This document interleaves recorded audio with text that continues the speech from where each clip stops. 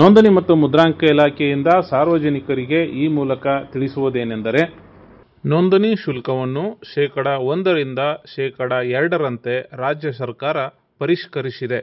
ಸದರಿ ನೂತನ ದರವು ದಿನಾಂಕ 31/8/2025ರಿಂದ ಜಾರಿಗೆ ಬರಲಿದೆ.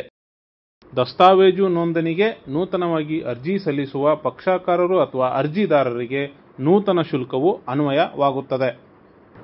ಈಗಾಗಲೇ ಶೇಕಡ 1ರ ದರದಲ್ಲಿ ನೋಂದಣಿ ಶುಲ್ಕವನ್ನು ಪಾವತಿಸಿ ಸಮಯ ನಿಗದಿ ಮಾಡಿಕೊಳ್ಳಬೇಕಿದ್ದವರೂ ಹೆಚ್ಚುವರಿ ಶುಲ್ಕವನ್ನು ಭರಿಸಿ ಸಮಯವನ್ನು ನಿಗದಿ ಮಾಡಿಕೊಳ್ಳಬೇಕು. ಹಾಗೂ ಈಗಾಗಲೇ ಶೇಕಡ 1ರ ದರದಲ್ಲಿ ನೋಂದಣಿ ಶುಲ್ಕವನ್ನು ಪಾವತಿಸಿ ಸಮಯ ನಿಗದಿ ಮಾಡಿಕೊಂಡಿದ್ದರೂ ಹೊಸ ದರಕ್ಕೆ ಅನುಗುಣವಾಗಿ ಹೆಚ್ಚುವರಿ ಶುಲ್ಕವನ್ನು ಭರಿಸಿ ಸಮಯವನ್ನು ಮರು ನಿಗದಿಪಡಿಸಿಕೊಳ್ಳಬೇಕು. ಈ ಸಂಬಂಧ ಪರಿಷ್ಕೃತ ಹೆಚ್ಚುವರಿ ಶುಲ್ಕವನ್ನು ಭರಿಸುವುದಕ್ಕಾಗಿ ಅರ್ಜಿದಾರರು ಅಥವಾ ಪಕ್ಷಕಾರರು ಕಾವೇರಿ 2.0 ತಂತ್ರಾಂಶದ ಬಳಕೆದಾರರ ಡ್ಯಾಶ್ಬೋರ್ಡ್ಗೆ ತೆರಳಿ ಹೆಚ್ಚುವರಿ ಶುಲ್ಕವನ್ನು ಭರಿಸಬೇಕಾದ ಅರ್ಜಿಯಲ್ಲಿ make payment towards revised registration fee ಅಂತ ಇರುತ್ತೆ.